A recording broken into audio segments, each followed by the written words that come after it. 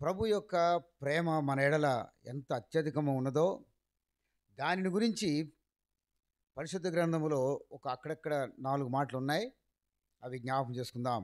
మొదటిగా పేతురు రాసిన 2వ పత్రిక 3వ అధ్యాయంలో ఒక వచనం చదువుకుందాం. 9వ వచనం చదువుదాం. అందరం కలిసి చదువుకుందాం. ప్రభు యొక్క ప్రేమను గురించి, ప్రభు మన ఎడల ఉన్నటువంటి జాలి దయ గురించి పరిశుద్ధ గ్రంథంలో 2వ పేతురు 3వ అధ్యాయము 9వ వచనం అందరు కలిసి చదువుకుందాం. కొందరు ఆలస్యము అని ఎంచుకున్నట్లు ప్రభు తన వాగ్దానం గురించి ఆలస్యము చేయువాడు కాడు. కానీ ఎవడును నశింపవలనని ఇచ్చయింపక అందరూ మారు మనసు పొందవలనని కోరుచు మీ ఎడల దీర్ఘశాంతం గలవాడై ఉన్నాడు. మరొక భాగం చదువుదాం. దేవుడు పౌలు గారి ద్వారా మాట్లాడినటువంటి మాట 20వ అధ్యాయం అపోస్తల కార్యములు 20వ అధ్యాయం 26వ వచనం. అపోస్తల కార్యములు 20వ అధ్యాయం 26వ వచనం. కాబట్టి మీలో ఎవరి నాశనము విషయమైనను నేను దోషిని కాను అని నేడు మిమ్మును సాక్ష్యం పెట్టుచున్నాను. దేవుని సంకల్పమంతయు మీకు తెలుపకుండా నేనేమియు దాచుకొనలేదు. ఇంకొక భాగం చూద్దాం. మొదటి సమూయేలు 12వ అధ్యాయం. మొదటి సమూయేలు 12వ అధ్యాయం. ప్రభు యొక్క ప్రేమను గురించి జ్ఞాపకం చేసుకున్నటువంటి మాటలు ఇవన్నీ. ప్రభు మన ఎడల ఆయనకున్నటువంటి ప్రేమ. మొదటి సమూయేలు 12వ అధ్యాయం 20వ వచనం 19వ వచనం నుంచి చదువుదాం. సమూయేలుతో ఇట్లు అనిరి, రాజును నియమించుము అని మేము అడుగుట చేత మా పాపములన్నిటిని మించిన కీడు మేము చేసితిమి. కాబట్టి మేము మరణము కాకుండా నీ దాసులమైన మా కొరకు నీ దేవుడైన యెహోవాకు ప్రార్థించుము. అంతటి సమూయేలు జనులతో ఇట్లనెను, భయపడకుడి, మీరు ఈ కీడు చేసిన మాట నిజమే. ఆయనను యెహోవాను విసర్జింపకుండా ఆయనను అనుసరించుటకు పూర్ణ హృదయముతో ఆయనను సేవించుడి. ఆయనను విసర్జింపకుడి. ఆయనను విసర్జించువారు ప్రయోజనం మాలినవై రక్షింపలేని మాయా స్వరూపములను అనుసరించుదురు. నిజముగా అవి మాయవే. యెహోవా మిమ్మును తనకు జనముగా చేసుకొనుటకు ఇష్టము కలిగి ఉన్నాడు. తన ఘనమైన నామము నిమిత్తము తన జనులను ఆయన విడనాడడు. నా మట్టుకు నేను మీ నిమిత్తము ప్రార్థన చేయటం మానుట వలన యెహోవాకు విరోధముగా పాపము చేసిన వాడు నగుదును. అది నాకు దూరమవునుగాక. కానీ శ్రేష్టమైన చక్కని మార్గమును మీకు బోధింతును. ఇంకొకటి చివరిది, నిర్గమకాండం 32వ అధ్యాయం. నిర్గమకాండం 32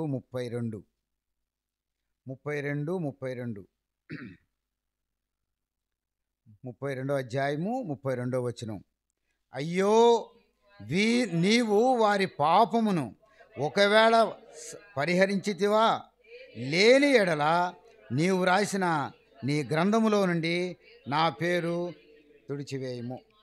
ఒక్క నిమిషం ప్రార్థన చేసుకుందాం. ప్రేమ కలిగిన మా పరలోకపు తండ్రి, సర్వోన్నతుడా, సర్వాధికారి, మీ పాదములు స్తోత్రాలు.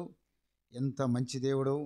మేము నశించిపోవడం మీకు ఇష్టము లేక మేము మీ పాద సన్నిధికి పరిగెత్తా వచ్చినప్పుడు, భారంతో వచ్చినప్పుడు, కన్నీటితో వచ్చినప్పుడు మమ్మల్ని క్షమించుటకు సిద్ధమైన మనసు కలిగిన దేవుడు అని ఈ గ్రంథంలో వ్రాయబడిన మాటలన్నీ మాకు అర్థమయ్యేటట్లుగా చేయమని ప్రార్థన చేస్తున్నాం. ఎన్నో వచనాలు ప్రభా ఈ గ్రంథంలో రాయించారు. ఇవి మాకు ఎప్పుడు అవసరమో అప్పుడు మాకు సహాయం చేసి అనుగ్రహిస్తున్నందుకు స్తోత్రాలు. ఈ రాత్రి మా ప్రార్థనా జీవితాన్ని ఒక్కసారి మేము పరీక్షించుకోవడానికి మీరు మాకు అనుగ్రహించినటువంటి కృపను బట్టి స్తోత్రాలు. చదువుకునే లేఖన భాగాల ద్వారా మాతో మీరు మాట్లాడమని యేసయ్య ఘననామములో ప్రార్థిస్తున్నాం తండ్రి, ఆమేన్.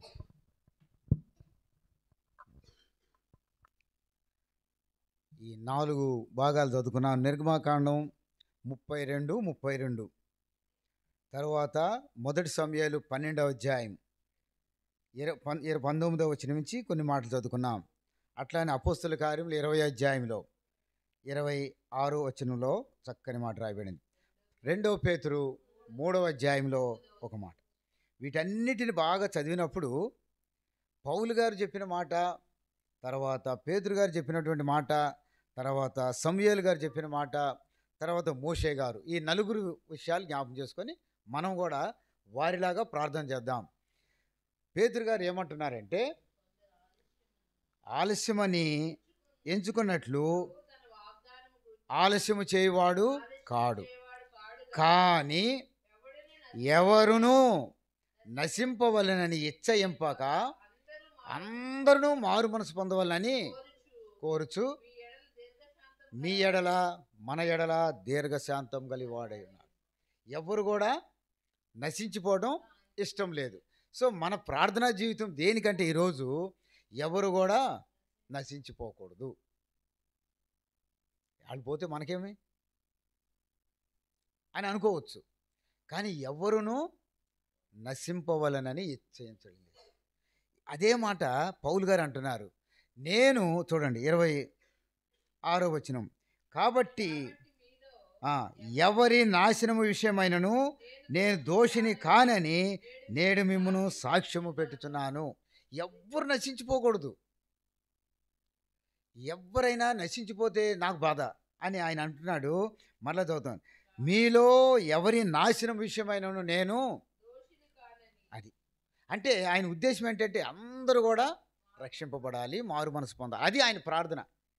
అందుకని ఆయన అంటాడు, ఈ 2వ కొరింథీ లాస్ట్ అధ్యాయంలో అదే మాట అంటాడు. చూడండి 2వ కొరింథీ గుర్తుపెట్టుకొని ఈరోజు మనం ప్రార్థనా జీవితం ఎట్లా ఉంది, ఎవరి కొరకు ప్రార్థన చేస్తున్నాం. 2వ కొరింథీ చివరి అధ్యాయము 11వ అధ్యాయము ఇవన్నీ 28 అవుతాను. ఇవన్నీను కాక అంటే పైన ఒక సుమారుగా 25 అనుభవాలు గుండా ఆయన వెళ్ళాడు. ఆ ఆపదలన్నీ నాకు వచ్చినాయి, మీకు అందరికీ పర్వాలేదు, వాటన్నిటి విషయం నేను బాధపడను. ఆకలిగా ఉన్నాను, దప్పికొన్నాను, తర్వాత ఎన్నోసార్లు దిగంబరగతం ఉన్నాను సముద్రములో, తర్వాత చలి వలన ఆపదలు ఎన్నీ ఉన్నాయి. ఆ ఆపదలన్నీ నాకు, మీకేం పర్వాలేదు. కానీ నా బాధ ఏమిటి అని అంటున్నాడంటే, ఇవన్నీ కాక సంఘములన్నిటిని గురించిన చింత నాకు కలదు, ఈ భారము దినదినము నాకు కలుగుచున్నది. ఏం భారం ఆయనకి? సంఘములన్నిటిని గురించిన భారం. తనకు నష్టం కలిగినటువంటి దాని గురించి పట్టించుకోవట్లే. దిగంబరత్వంలో ఉన్న, కష్టంలో ఉన్న, బాధలో ఉన్న, ఇరుకులో ఉన్న, సముద్రంలో ప్రయాణంలో తోటి ఇబ్బందులు ఎంతమంది పెట్టుకొని అవన్నీ కూడా పర్వాలేదు, కానీ నాకు ఒక్క భారం ఉంది అంటున్నాడు. ఏం భారం అది? సంఘములన్నిటిని గురించిన చింత. ఏమిటి ఆ చింత అంటే, ఎవ్వరు కూడా నశించిపోకూడదు. అందుకని మరలా చదువుతున్నా, అది దీంట్లో భలేగా ఉంటుంది ఆ మాట, మరలా చదువుతున్నా. ఇక మీద ఇదిగో దేవుని కాబట్టి మీలో ఎవరి నాశనం విషయమైనను నేను దోషిని కాను అని నేడు మిమ్మును సాక్ష్యం పెడుతున్నాను. అంటే ఎవ్వరు కూడా నశించిపోకూడదు. ఎంత భారం అండి ఇది! సంఘంలో ఈ భారం అధికం కావాలి. సంఘాలకి ఈ భారం కనుక ఉన్నట్లయితే ఈ పాటికి ఇండియా దేశంలో అందరూ కూడా 90% ప్రభువును అంగీకరించుండేవాళ్ళు. ఈ భారం తక్కువైపోయింది సంఘాలలో.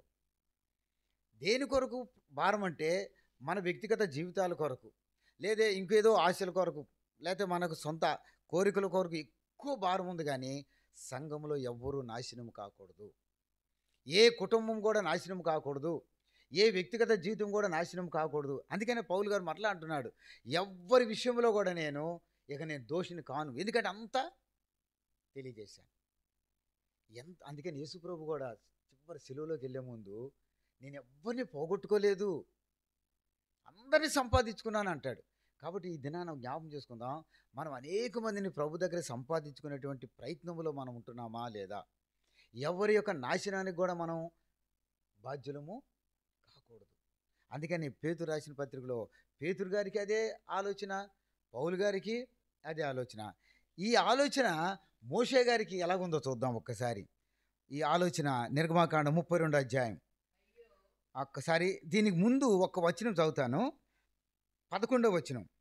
మోషే అట్లన్నాడు, తన దేవుడైన యెహోవాను బ్రతిమాలుకొని, యెహోవా నీవు నిర్గమాకాండం 32వ అధ్యాయము 11 చదువుతున్నాను. మోషే తన దేవుడిని యెహోవాను బ్రతిమాలుకొన్నాడు. ఏమని బ్రతిమాలుకుంటున్నాడు? తన సొంత కాదు, తనకేదో కోరికలు తీరడానికి కాదు, తన అవసరం తీరడానికి కొరకు కాదు.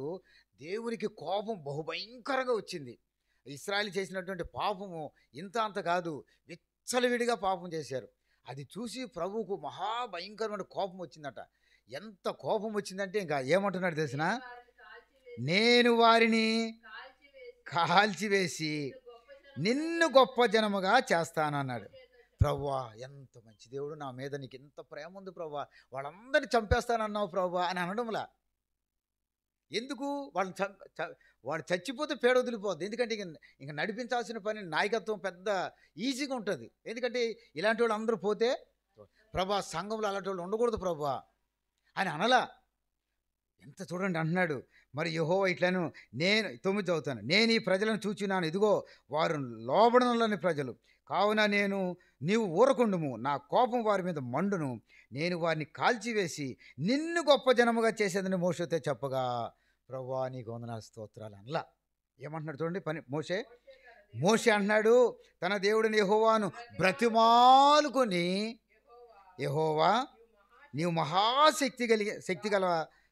శక్తి వలన బాహుబలము వలన ఐగుప్తులో నుండి రప్పించిన ఈ ప్రజల మీద నీ కోపం మండనేలా ప్రభువును కూల్ డౌన్ చేస్తూ ఉన్నాడు. ప్రభు యొక్క కోపాన్ని చల్లారుస్తున్నాడు. ప్రభుకి ఎంత కోపం ఉందంటే వాళ్ళు చేసినటువంటి పని చూసి వాళ్ళందరినీ కాల్చివేద్దాం అనుకున్నాడు. కానీ దీర్ఘశాంతం కలిగినటువంటి దేవుడు, కృపగా, ఆయన 2 మాటలు ఉన్నాయి ఆయనకి. ఆయన ఎలాగంటే కృపా సత్య సంపూర్ణుడు, దీర్ఘశాంతము కలిగిన వాడు, దయాళుడు. అదే మళ్ళీ రివర్స్లోకి వెళ్దాం. నిర్గమాకాండలో ఏంది? రోషము కలిగినటువంటి దేవుడు.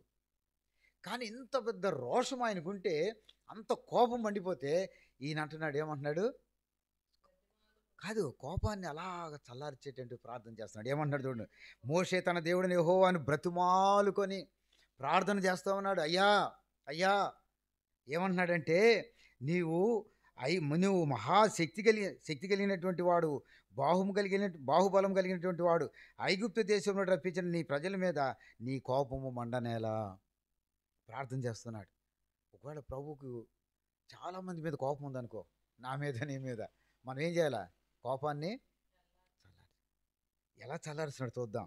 ఆయన కొండలలో వారిని చంపుతున్నట్లును, భూమి మీద నుండి వారిని నశింపజేయనట్లును, కీడు కొరకే వారిని తీసుకొని పోయినని ఐగుప్తులు ఎలా చెప్పుకోవాలి? ఆ ఐగుప్తులు ఎందుకు అలా చెప్పుకోవాలి? వాళ్ళని చంపడానికి తీసుకెళ్ళాడు, వాళ్ళని పాడు చేయడానికి తీసుకెళ్ళాడు, అరణ్యములో చంపేయడానికి తీసుకెళ్ళి చేతగాక మధ్యలో చంపేశాడని అంటారు. ప్రభు దగ్గర బతిమలాడుతున్నాడు. ఇవన్నీ అంటే ప్రభు తెలీదా? తెలుసు. కానీ నీ మనసు ఆ ప్రజల ఏడల ఎలా ఉంది? ఒకవేళ కోపం వచ్చి, నిజమే ప్రభు నువ్వు అన్నది కరెక్ట్, 100% కరెక్ట్, తీసేయి అనలేదు. అని నీ కోపాగ్ని నుండి మళ్ళుకొని నీవు ఈ ప్రజలకు ఈ కీడు చేయక దాని గురించి సంతాపపడుము. నీ సేవకులైన అబ్రహామును, ఇస్సాకును, ఇశ్రాయేలును జ్ఞాపకము చేసుకొనుము. నీవు వారితో ఆకాశ నక్షత్రం వలె మీ సంతానం అభివృద్ధి చేసి, నేను చెప్పిన ఈ సమస్త భూమిని మీ సంతానమునికి ఇచ్చేదననియు, వారు నిరంతరము దానికి హక్కుదారులు అగుదురనియు వారితో నీ తోడని ప్రమాణం చేసి చెప్పితివనెను. జ్ఞాపకం చేస్తున్నాడు. ప్రభా ఏం చెప్పారు మీరు? అబ్రహాం, ఇస్సాకు, యాకోబులతో ఏం చెప్పారు? నీ సంతానాన్ని అభివృద్ధి చేస్తాను. ఇప్పుడు వాళ్ళని చేసుకుని వచ్చావు, ఇక్కడ తీసుకొచ్చావు, వెళ్ళి చంపేస్తే ఎలాగా? నువ్వు వాగ్దానం చేసింది ఏమైపోద్ది అంటే బ్రతిమలాడుతూ ఉన్నాడు, ప్రార్థనలో పోరాడుతున్నాడు, ప్రార్థనలో ప్రభువుని అడుగుతూ ఉన్నాడు. అయిన తర్వాత అప్పుడు చూడండి అక్కడ ఏమన్నాడు, వారు నిరంతరము దాని హక్కుదారులను వారితో నీ తోడని ప్రమాణం. అంతటా యెహోవా తన ప్రజలకు చేసేదనని చెప్పిన కీడుని గురించి సంతాపడు. ప్రభువును మనం we can make cool down. చాలా అంటే భూమి మీద ఇప్పుడు ప్రస్తుత పరిస్థితి కనుక చూసినట్లయితే ప్రపంచంలో ఎంత భయంకరంగా ఉంది. దుర్మార్గం, దుష్టత్వం, పాపం, శాపం, అక్రమం విస్తరించిపోయింది. అంటే ఇప్పుడు దేవుని యొక్క కోపం, రౌద్రం బాగా వచ్చింది. కానీ ఇప్పుడు మనం ఏం చేయాలా?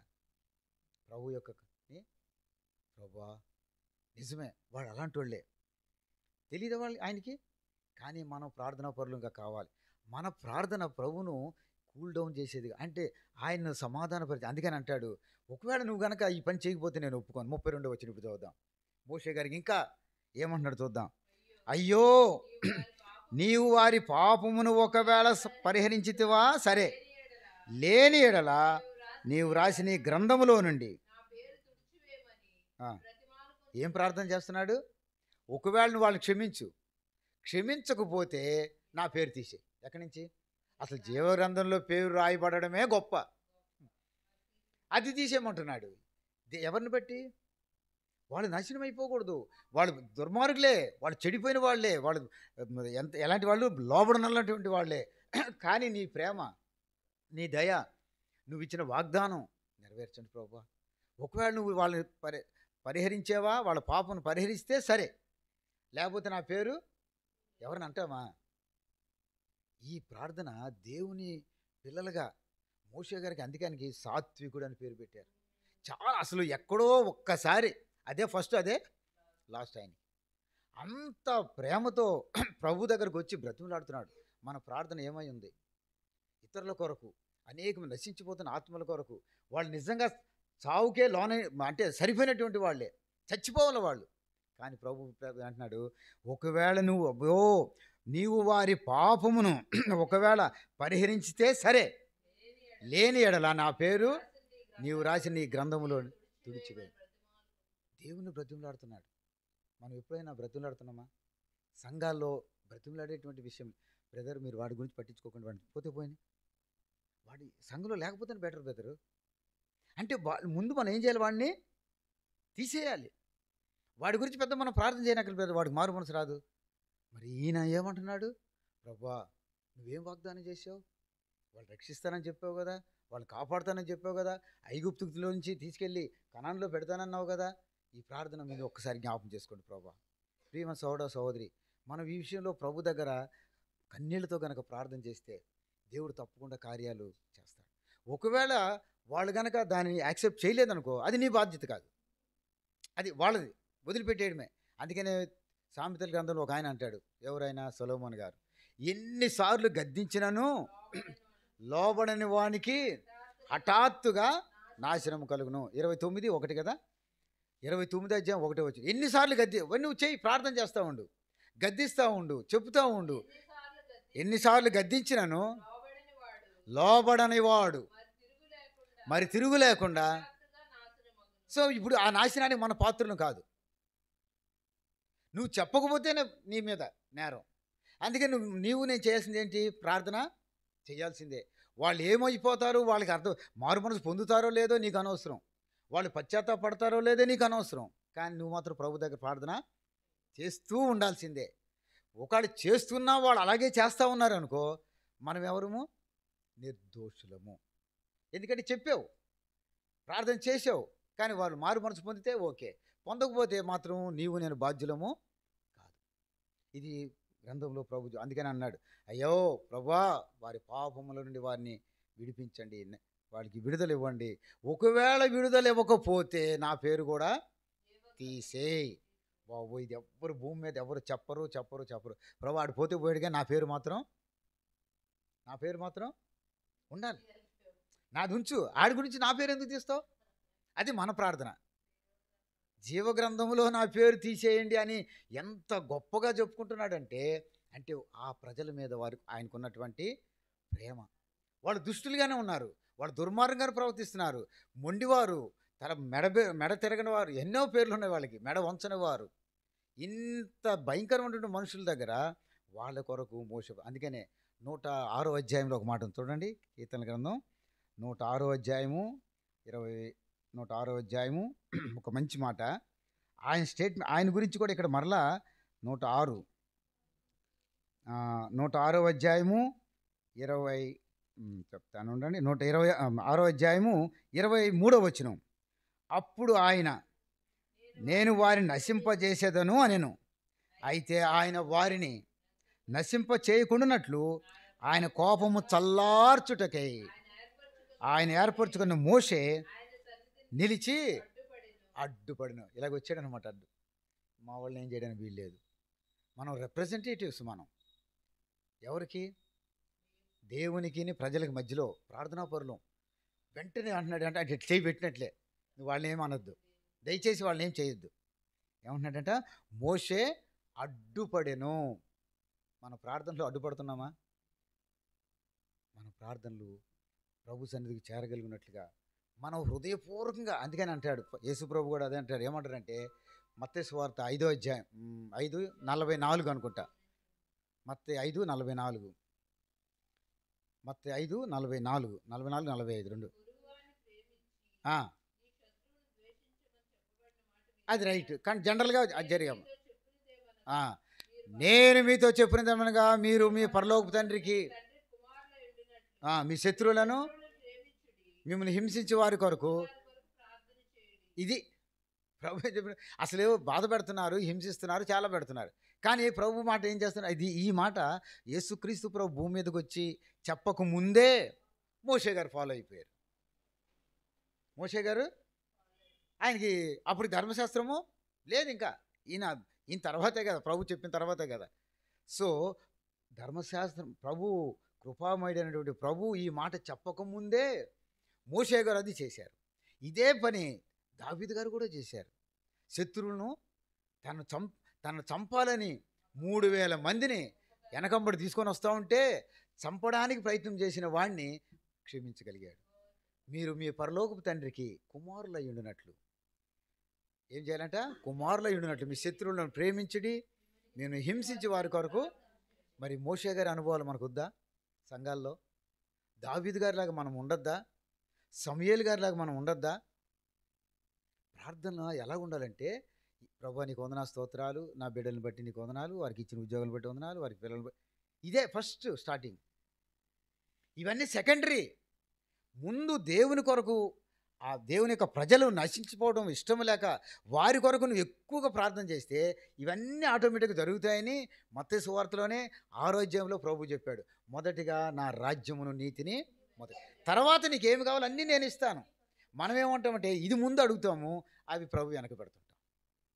ఫస్ట్ మన కుటుంబ ప్రార్థనలో కానీ సంఘ ప్రార్థనలో ముందు ఏం చేస్తాంటే, ప్రభు నీకు వందనాలు, మా కుటుంబాన్ని అంతా కాపాడేందుకు వందనాలు, మమ్మల్ని తీసుకొచ్చావు, కుటుంబంతో నేను ఇంట్లో ఉన్నందుకు స్తోత్రాలు, మందిరంలో ఉన్నందుకు. ఇవన్నీ అయిపోయిన తర్వాత గుర్తొస్తే బయట. కానీ జీవముల దేవుని పిల్లలకి ఆయన అంటున్నాడు, పరలోకమందు తండ్రికి మీరు కుమారులు అయి ఉండినట్లు, లేదా కుమార్తెలు అయి ఉండినట్లు, లేదా పిల్లలు అయి ఉండినట్లు మీ శత్రువులను ప్రేమించుడి, మిమ్మల్ని హింసించి వారి కొరకు.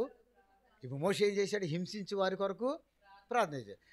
దావీదు గారు హింసించేటువంటి సౌలు కొరకు ప్రభు ఏంటి ఇలా చంపుతున్నాడు, నన్ను వెనకంబడి పడుతున్నాడు, ఎందుకు 3000 మంది నన్ను చంపడానికి ఎంతమంది కావాలో ఒకటి చాలు, కానీ 3000 మందిని వేసుకొని వస్తున్నాడు, ఎందుకు ప్రభు ఇలా చేస్తున్నాడని భారంగా ప్రార్థన చేస్తున్నాడు. సరే ఒకసారి నీకు అప్పచెప్పి చూపిస్తాను అన్నాడు.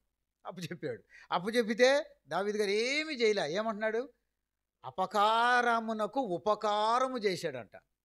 అపకారానికి నేను అపకారం చేస్తున్నాడు. ఎవరైనా సౌలు గారు అపకారమునకు దావీదు గారు ఏం చేస్తున్నారు? ఉపకారం చేస్తారు. మనం ఏం చేస్తాం? కంటికి కన్ను పంటికి పన్ను తీసే, అంతే. ధర్మశాస్త్రం చెప్పాడు కదండి. అతనికి ఎలా శిక్ష, అతను నాకు ఎలా నన్ను ఎంత హింసించాడో దానికన్నా 4 అంతలు హింసించాలి. అప్పుడు కానీ నాకు ఉన్నటువంటి కోపం. ఇది జీవముల దేవుని పిల్లలకు ఉండాల్సినటువంటి లక్షణము కాదు. అంత చక్కగా వీళ్ళందరికీ బాధ, ఎంత భారం అంటే, నాకు సంఘములన్నిటిని గురించిన చింత ఉంది నాకు. రెండోది, ఎవరి నాశనమునకు నేను పాత్రుడను కాదు. నేను చెప్పాల్సింది, అందుకని భూమి మీద మనకిచ్చిన వయసు, ఆరోగ్యము, మనకిచ్చిన ధనము, ఇవన్నిటినీ సమకూర్చుకొని దీని ద్వారా నువ్వు ఎంత చేయాలో చేసేయాలంతే. చేసి ప్రభా ఇక నేను చెయ్యవలసిందే చేసాను తప్ప ఎక్కువ ఏమీ చేయలేదని చెప్పాలి. ఒకవేళ ఎక్కువ చేసావనుకో చెప్పొచ్చు, ప్రభా నువ్వు నాకు ఇచ్చిన వయసులోనే ఎక్కువ పని చేశాను ప్రభా, మీరు నాకు ఇచ్చిన ధనములోనే ఎక్కువ నేను ఇచ్చాను ప్రభా, మీరు నాకు ఇచ్చిన ఆరోగ్యంలోనే ఎక్కువగా నీ కొరకు జీవించాను ప్రభా. ప్రభు దగ్గర ఈరోజు అడుగుదాం నీ భారం. అందుకనే కమిట్మెంట్ తీసుకుంటున్నాడు, నా పేరు జీవగ్రంథంలోంచి తీసేయి. ఎంత కమిట్మెంట్. ఇంకొక కమిట్మెంట్ సమూయేలు గారు 12వ అధ్యాయంలో చూసాం, అది కూడా చదువుకొని ప్రార్థన చేద్దాం. సమూయేలు గ్రంథం 12వ అధ్యాయం, మొదటి సమూయేలు 12వ అధ్యాయం. ఇక్కడ ప్రభు యొక్క ప్రేమను ఆయన సమూయేలు గారు వాళ్ళందరికీ తెలియజేస్తున్నారు. వాళ్ళందరూ అడిగారంట, మా కొరకు నీ దేవుడిని యెహోవాను ప్రార్థించు అని సమూయేలు గారి దగ్గర వాళ్ళందరూ చెప్పితే ఆయన అంటున్నాడు, అంతటి సమూయేలు జనులతో ఇట్లాను, భయపడకొడి, మీరు ఒప్పుకున్నారు కదా తప్పిదము. ఏమి తప్పిదం అంటే మాకు ఒక రాజు కావాలని ఇష్టానుసారంగా మీరు ప్రార్థన చేశారు. దానివల్ల మీకు వచ్చిన నష్టమంతా అనుభవిస్తున్నారు. ఈ కీడు చేసినటువంటి మాట నిజమే. అయినను యెహోవాను విసర్జింపకుండా ఆయన అనుసరించుచు పూర్ణ హృదయంతో ఆయనను సేవించుడి, లేదా ఆయన తట్టు తిరుగుడి. ఆయనను విసర్జింపకుడి. ఆయనను విసర్జించువారు ప్రయోజనము మాలినవై రక్షింపలేని మాయా స్వరూపములను అనుసరించుదురు. నిజముగా అవి మాయవే. ఇప్పుడు 22 చెప్తున్నాడు. యెహోవా మిమ్మును తనకు నిజముగా తనకు జనముగా చేసుకొనుటకు ఇష్టము కలిగి ఉన్నాడు. ఇది దేవుని ప్రేమ. ఏమిటంటే దేవుని ప్రేమ చెప్పండి, ఇది అందరూ చెప్దాం. యెహోవా మిమ్మును తనకు జనముగా చేసుకొనుటకు. ఎలాంటి వాళ్ళు అలాంటి ఇలాంటి చెడ్డోళ్ళందరినీ, తిరుగుబాటు వాళ్ళందరినీ ఏం చేయాలనుకుంటున్నాడట? తనకు జనముగా చేసుకున్నటకు ఇష్టము కలిగను. మోషే గారికి కూడా వీళ్ళందరినీ రక్షించడానికి కొరకు ఇష్టము కలిగాను. పౌలు గారు చెప్తున్నారు, దావీదు గారు చెప్తున్నారు, తర్వాత పేతురు గారు చెప్తున్నారు, ఎవ్వరు నశించిపోవాలి, అందరూ ఆయనకి ఇష్టమే. ఆయనకి ఇష్టముగా ఉండవలనని నిజముగా మిమ్మును తనకు నిజముగా జనముగా చేసుకున్నటకు ఇష్టము కలిగి ఉన్నాడు. ఎందుకంటే మీరు నిజంగా ఒప్పుకున్నారు కాబట్టి ఆయన ఏం చేశాడు? ఇదే తనకు జనముగా చేసుకున్నటకు ఇష్టము కలిగి ఉన్నాడు. తన ఘనమైన నామం నిమిత్తం తన జనులను ఆయన విడనాడడు. నా మట్టుకు నేను మీ నిమిత్తము ప్రార్థన చేసి చూడండి చక్కగా, నా మట్టుకు నేను మీ నిమిత్తం ప్రార్థన చేయటం మానుట వలన యెహోవాకు విరోధముగా పాపము చేసిన వాడు నగుదును. మీ కొరకు నేను ప్రార్థన చేయకపోతే నాకు పాపం. ఎవరిని అంటామా? ఎవరైనా అడుగుతుంటారు సరదాగా, మా గురించి ప్రార్థన చేస్తున్నా, ప్రార్థన చేస్తున్నాం అంట. అన్ని అబద్ధాలే. క్రైస్తవులు ఏం చేస్తాం? ఎక్కువ అబద్ధాలు చెప్తాం. ప్రార్థన అనగానే మీ గురించి చేస్తున్నానులే అంటాడు. సేవకుడు అదే మాట అంటాడు, విశ్వాసులు అదే మాట అంటారు. ఉట్టిది అబద్ధం. నన్ను అడిగితే నేను చెప్తాను, అమ్మ నేను చేయడం లేదని చెప్తాను, అమ్మ మర్చిపోయినని చెప్తాను. నిజమే, మర్చిపోయి మనం ఏం చేస్తాం, చేసామని చెప్తాం. చాలా తప్పు. కానీ ఈయన ఏమన్నాడు? ఒకవేళ మీ నిమిత్తము కనుక నేను ప్రార్థన చేయటం మానితే యెహోవాకు విరోధముగా పాపం చేసిన వాడు నగును, అది నాకు దూరం అవును గాక. ఆ పాపం నాకెందుకు పుట్టుకోవాలా? అంటే ఇప్పుడు ప్రార్థన చేయకపోతే ఏం కలుగుతుంది మనకి? పాపం వస్తుందా లేదా? ప్రార్థన ఇతరుల కొరకు మనం చేస్తామని ఒప్పుకున్నా, వాళ్ళు ఆ స్థితిలో ఉన్నప్పుడు ప్రార్థన చెయ్యకపోయినా, వాళ్ళు ప్రార్థన చేయమని మనల్ని అడిగినా, అది చేయకపోతే మనకేం కలుగుతుందంట? సో పాపం రావడానికి సింపుల్. ప్రార్థన మానేస్తే పాపం. ఇతరులకు ప్రార్థన చేయమని చెప్తా, వాళ్ళు అడిగినప్పుడు అది చేయకపోయినా కూడా పాపమే. అమ్మ నేను చేయను, నా నెలకు ఒకసారి నేను ప్రార్థన చేస్తాను, అప్పుడే చేస్తానని చెప్పు, పర్వాలేదు. నీకెందుకు నేను ప్రార్థన చేస్తానని అనద్దు. అది కూడా అబద్ధమే, పాపమే. అది మనం తెలియకుండా పాపాన్ని సంపాదించుకుంటుంటాం. అంటే అది ఒకడు ప్రభు క్షమిస్తాడో క్షమించడో అది వేరే సంగతి. కానీ ఈయన మాత్రం సమూయేలు గారు అంటున్నారు, నా మట్టుకు నేను మీ నిమిత్తము. ఎందుకు? వీళ్ళు అడిగారు కదా, వీళ్ళు ఏమని అడిగారు? మా నిమిత్తం నువ్వు ప్రార్థన చెయ్యి అని అడిగారు. కాబట్టి అడిగినప్పుడు ఏం చేయాలి? ఈయన అంటున్నాడు, నేను ఒకవేళ మీ నిమిత్తం కనుక ప్రార్థన చేయకపోతే చేయుట మానుట వలన యెహోవాకు విరోధంగా పాపం చేసిన వాడు నగుదును, అది నాకు దూరం అవును గాక. కానీ శ్రేష్టమైన చక్కని మార్గమును మీకు బోధిస్తాను. మనం ప్రార్థన చేస్తుండాలా, ఇతరులకు కొన్ని వాక్యాలు మనము బోధిస్తూ ఉండాలి. ఆ ప్రార్థన గురించో, భక్తి గురించో, పరిశుద్ధత గురించో, నీతి గురించో, యథార్థత గురించో, రక్షణ గురించో, రాకడ గురించో, యుగ సమాప్తి గురించో, ఏవైనా కొంచెం శ్రేష్టమైన బోధిస్తూ ఉండాలి. ప్రార్థన చేస్తూ ఉండాలి, బోధిస్తూ ఉండాలి. ఇవి చేయడం వలన ఆయన మీ కొరకు ఎన్ని గొప్ప కార్యములు చేశానో అది మీరు తలంచుకొని మీరు యెహోవా యందు భయభక్తులు కలిగి నిష్కపటులై పూర్ణ హృదయంతో ఆయన సేవించుట ఆవశ్యకం. మీరు కీడు చేయవారైతే తప్పకుండా మీరును మీ రాజును మనం కీడు చేయడానికి కొరకు భూమి మీద రాలా, మేలు చేయడానికి కొరకు, ఇతరుల యొక్క రక్షణ కొరకు. ఇది ప్రార్థన చేద్దాం. ప్రభువా, నశించిపోతున్న ఆత్మల కొరకు, నశించిపోతున్న సంఘంలో కూడా ఎంతోమంది ఉండొచ్చు తెలియక, వాళ్ళని ఒకళ్ళు ప్రత్యేకంగా నువ్వు పేరు పెట్టుకొని ఎవ్వరికి చెప్పొద్దు. నీ ఇంటికి వెళ్ళి ప్రార్థన చేయి, దేవుడు అద్భుతం చేస్తాడు, కార్యములు చేస్తాడు. మన ప్రార్థన దేవుడు తప్పకుండా వింటాడు, వినీతానికి తగిన జవాబు. కాబట్టి ఎవ్వరూ నాశనము అయ్యేరు అనుకోండి, మన పక్కింటోళ్ళు అక్కడికి వెళ్ళిన తర్వాత నువ్వు నీ ఇంటి పక్కన 25 సంవత్సరాలు పెట్టాను, ఒక్కరోజు కూడా నువ్వు ఆయనకి సువార్త. కానీ మనం ఏం చేయాలంట? చెప్పడం మన ధర్మం. ప్రార్థన చేస్తామని చెప్పడం చేసేయి. ఒకవేళ అది కాదనుకో, నువ్వు దాంట్లో దోషివే, నిర్దోషివే. చెప్పకుండా ఉన్నావు అనుకో, అతను వినడండి, ఆమె వినడండి, ఆయన అంతేనండి అని మనల్ని మనం సమర్థించుకొని ఉండిపోతే కూడా తప్పే. ఎందుకంటే దట్ ఈస్ అవర్ రెస్పాన్సిబిలిటీ. భర్తల కొరకు, భార్యల కొరకు, పిల్లల కొరకు, ఇరుగు పొరుగు వారికి, అధికారుల కొరకు, తోటి స్నేహితుల కొరకు మనం ప్రార్థన చేయాల్సిందే. అందుకని ఇక్కడ ఏమంట? నేను నిర్దోషిని. చేతులు కడిగేసుకోవాలి మనం. ప్రార్థన చేయగానే ఏం కొడుకు అయిపోయినట్లు మనం, నా వంతు నేను చేసేసాను, అయిపోయింది. యేసుప్రభు కూడా చెప్పి, ఏమో మీరేం భయపడకండి, బాధపడకండి, మీరు వెళ్ళి సువార్త ప్రకటించండి. వాళ్ళు వద్దని వెళ్ళిపోయారు అనుకో, నీకేం, నువ్వు దాని నుండి విడుదలే. అంతేనా లేదా? చెప్పాల్సిన పని మనది, ప్రార్థించాల్సిన బాధ్యత మనది. అందుకని ప్రభు చాలా క్లియర్గా మనకు చెప్పాడు, ఒకవేళ కనుక వాళ్ళు మారు మనసు పొందితే ఆ పశ్చాత్తాప నేను పడతాను. ఏమంట? ఆయన పశ్చాత్తాపడేటువంటి వాడు, ఆయన కృప చూపించేటువంటి వాడు. ఎవరైతే మనం ప్రార్థన చేస్తున్నప్పుడు, ఇద్దరం కలిసి ప్రార్థన చేస్తున్నప్పుడు, లేదా ఒంటరిగా నువ్వు ఇక్కడ నుండి వాళ్ళ కొరకు నువ్వు ప్రార్థన చేస్తున్నప్పుడు, వాళ్ళు కనుక పశ్చాత్తాపడ్డారనుకోండి, మారు మనసు పొందారనుకోండి, చేయాలనుకున్న కీడును కూడా దేవుడు ఏం చేస్తాడంట అని యోవేలు గ్రంథంలోను తర్వాత యోనాలోనూ ఉన్నాయి. ఆ రెండు పెట్టుకొని మనం ప్రార్థన చేసుకుందాం. ఏమని ఉందని తెలిసిన 2 మాటలు చదువుకుందాం. దేవుడు ఎంత కనికరము కలిగిన వాడంటే, మనం ప్రార్థన చేయగానే వాళ్ళందరికీ సువార్త ప్రకటించగానే వాళ్ళందరూ కనుక మారు మనసు పొందితే ప్రభు అంటాడంట. చూడండి, యోనా గ్రంథం, యోనా చదువుదాం ముందు. యోనా 3వ అధ్యాయము 10వ వచనం చదువుతాను. ఈ నినివే వారు తమ చెడు నడతలను మానుకొనగా వారు చేయుచున్న క్రియలను దేవుడు చూచి పశ్చాత్తాపుడై వారికి చేయుదునని తాను మాట ఇచ్చిన కీడును ఎందుకు 1వ వచనంలో ఆయన చేశాడు పని. ఏమని? నువ్వు లేచి మహాపురానికి వెళ్ళి చెప్పంటే, యోనా లేచి యెహోవా సెలవిచ్చిన ప్రకారం నినివే పట్టణం పోయి, నినివే పట్టణము దేవుని దృష్టికి గొప్పది, 3 అంత పెద్ద పట్టణానికి కొరకు ఈయన వెళ్ళి వాక్యం చెప్పమంటే చెప్పాడు. వాళ్ళ గురించి ప్రార్థన చేయమంటే మనం చేయాల్సిందే. ప్రార్థన చేసి ఉంటాడు, వాడికి సువార్త ప్రకటించాడు.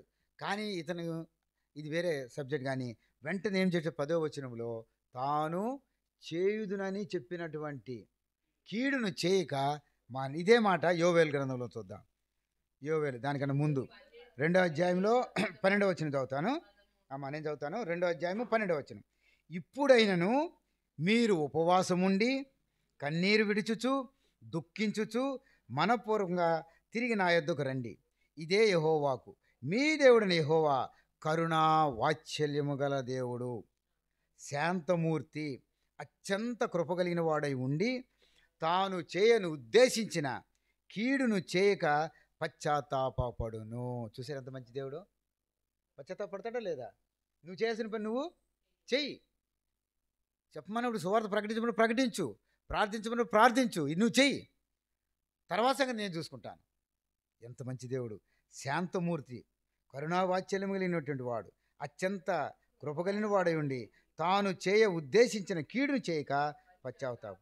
కనుక మీ వస్త్రములను కాక మీ హృదయములను, ఏమంట, మీ హృదయములను చింపుకొని ఆయన తట్టు తిరిగి, ఒకవేళ ఆయన మనసు త్రిప్పుకొని పశ్చాత్తాపడి మీ దేవుడని యెహోవాకు తగిన నైవేద్యం పానార్పణ మీకు దీవెనగా అనుగ్రహించును. చాలు. ఎవరు చెప్పగలడు?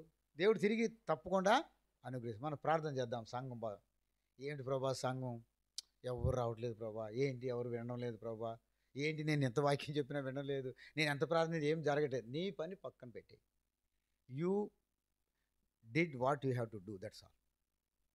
ఇది సంఘాలలో చాలా తక్కువగా ఉంది. కాబట్టి పౌలు గారు ఏమంటున్నారు? ఈ భారము దినదినము నాకేమవుతుందట? అధికమవుతుంది. సంఘాల్లో ప్రార్థన చాలా తక్కువైపోతుంది. మనం ప్రభు దగ్గర అడగాలి, ప్రభువా నేను మోషే గారిలాగా అడ్డం వెళ్ళిపోతాను, అంతే. వెళ్ళిపోవాలి మనం. ఎందుకంటే వారు రక్షింపబడాలి. వారు నశించిపోవడానికి వీల్లేదు. ఆ కుటుంబాలు నశించిపోవడానికి వీల్లేదు. ఆ గ్రామస్తులు నశించిపోవడానికి వీల్లేదు. ఆ ప్రజలు నశించిపోవడానికి ఇష్టం లేదు. ఆ వ్యక్తి, ఆ సహోదరుడు సహోదరి నశించిపోవడం. ప్రభా ఎన్నో రకాలైనటువంటి ఇబ్బందుల్లో, బాధల్లో, శోధనలో ఇరుకుపోయినాడు. ఆ బిడ్డ యొక్క జీవితం కొరకు నేను ప్రార్థన చేస్తున్నాను. మనం ప్రార్థన చేస్తే పౌలు గారిలాగా చెప్పచ్చు, నేను ఎవరి నాశనమునకు నేను పాత్రుడను కాను. చేతులు కడిగేసుకోవాలి. ఏం చేశారు? We have to wash our hands. ఎప్పుడు? ప్రార్థన చేసి. ప్రార్థన చేయకుండా కాదు, ప్రార్థన చేసి ప్రభువా నేను ప్రార్థిస్తాను, ఎవరు నశించుకోవడం ఇష్టం లేదని. మీరు కూడా ఎంత ప్రేమ కలిగి ఉన్నారు. ఇంకా ఇంకా ఇంకా దయ చూపిస్తున్నారు. 2000 సంవత్సరాల నుంచి కృప చూపిస్తున్నాడు. 6000 సంవత్సరాల నుంచి అదే ప్రేమ. ఆ ప్రేమ ఎన్నటికీ మారడం లేదు. కానీ మనకున్న ప్రేమలు మాత్రం మారిపోతూ ఉంటాయి. మనకున్నటువంటి భక్తి మారిపోతూ ఉంది. మనకున్న పరిశుద్ధతను మారిపోతూ ఉంది. మనకున్న యథార్థతలు మారిపోతున్నాయి. మాటి మాటికి మారిపోతాం. ఒక్కసారి మారు మనసు పొందిన వాళ్ళు మరలా మారుమారు మనసులు వద్దు. ఏం మనసులు? మారుమారు మనసులు లేవు. మారు మనసే. మారుమారు మనసులు లేవు. ప్రభువుకు పిల్లలంగా ప్రార్థన చేద్దాం. సంఘాల కొరకు, కుటుంబాల కొరకు, వ్యక్తిగత జీవితాల కొరకు తప్పకుండా ప్రార్థన చేస్తే యోబు సమూయేలు గారి లాగా అనాలి. మనం కమిట్మెంట్ తీసుకోవాలి. ఒకవేళ నేను అతని కొరకు ప్రార్థన చేయకపోతే నాకు నష్టము కలుగును గాక అని, నా పేరు జీవగ్రంథంలో కొట్టివేయబడును గాక అని ఎప్పుడైతే భయం ఉంటుందో తప్పకుండా ప్రార్థన చేస్తాం. అమ్మో నా పేరు ప్రభు తీసేస్తాడేమో. కాబట్టి మీ నిమిత్తము నేను ప్రార్థన చేయుట మానుట వలన నాకు పాపము కలుగును.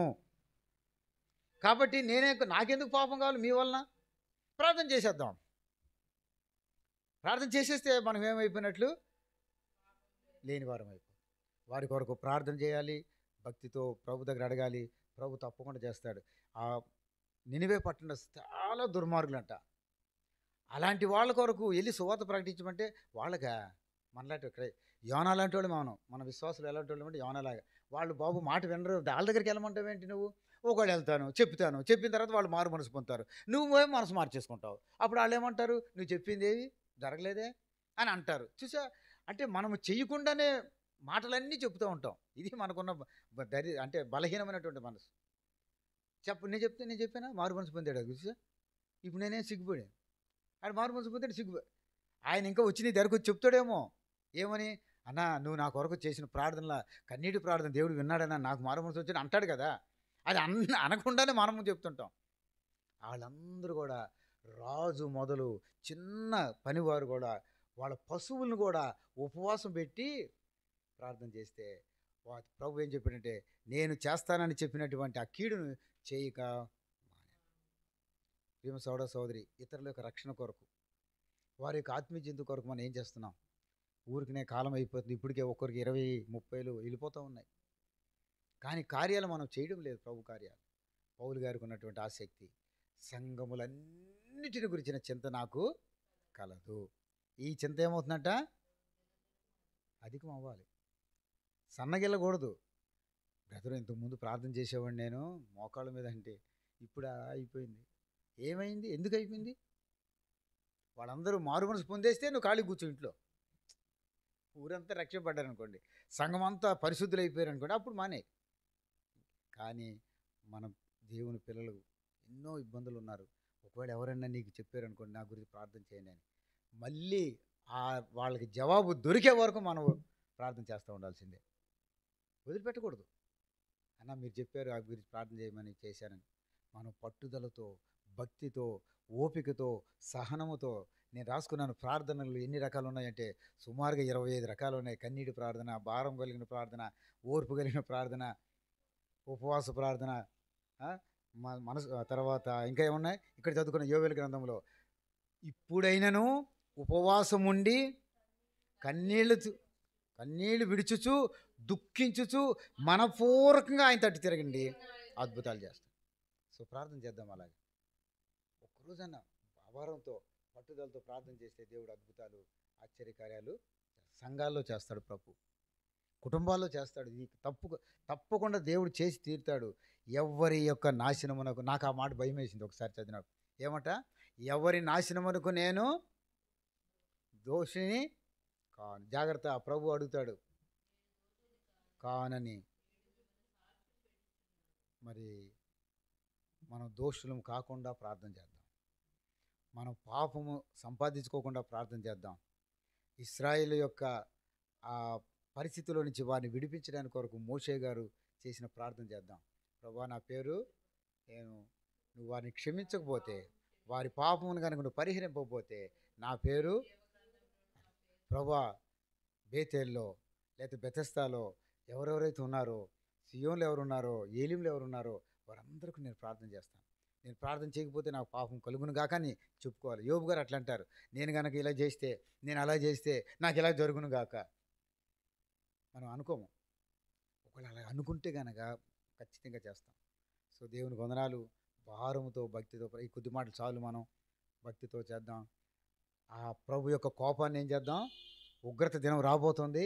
ఉగ్రత ప్రజల మీదకి రాకుండా ప్రభా ఈ గ్రామస్తులందరూ కూడా రక్షింపడాలి. ఈ సంఘమంతా కూడా రక్షింపబడినట్లుగా అనిపిస్తుంది, కానీ సంఘాల్లో చాలా భయంకరం ఉన్నాయి. కాబట్టి వీరందరినీ కూడా కాపాడని, రక్షించడని భారంతో ప్రార్థన చేద్దామా? ఇది చాలా అవసరం. చివరి దినాలు ఉన్నాం, ఉగ్రత రాబోతుంది. ఈ ఉగ్రతలోకి ఎవ్వరు కూడా వెళ్లకుండా మా కుటుంబం అంతా రక్షింపడాలి ప్రభువా. అందుకనే నోవాహు గారికి మంచి ప్రణాళిక ఉందంట. ఏమన్నంటే, నోవాహు ప్రభువు చెప్పాడు ఆయనతో. చెప్పినప్పుడు ఆయన ఏం చేశాడంటే, హెబ్రీ రాసిన పత్రిక 11వ అధ్యాయంలో నోవాహు అది వరకు చూడని సంగతులను గురించి దేవుని చేత హెచ్చరింపబడిన వాడై, భయభక్తులు కలిగిన వాడై, తన ఇంటి వారి రక్షణ కొరకు ఒక ఓడను సిద్ధము చేసుకొనెను. అది మనం చేయాల్సిన పని. మన ఇంటి వారి కొరకు, రెండవది మనం వెళ్తున్న సంఘము కొరకు, మూడవది ముందు నా కొరకు, రెండవది నా కుటుంబం కొరకు, మూడవది నేను వెళుతున్న సంఘము కొరకు, నాలుగవది సర్వలోకంలో చెదిరిన విశ్వాసులందరి కొరకు. ఈ 4 అనుభవాలు ఈయన అంటున్నాడు. నేను ప్రభు నాకు బోధించాడు, దానికి నేను లోబడ్డాను. నా ఇంటి వారి రక్షణ కొరకు నేను ఒక ఓడను, ఇంకా ఎవరైనా ఓడ తయారు చేయకోకుండా ఉంటే, విశ్వాసులమే కానీ కనీసం ఒక మేకు లేదు మన ఇంట్లో, ఒక చెక్క లేదు, అసలు ఓడ రూపే ఓడ తయారైందండి. అసలు ఓడ తయారైందో లేదో తెలియదు నాకైతే. కానీ ఆయన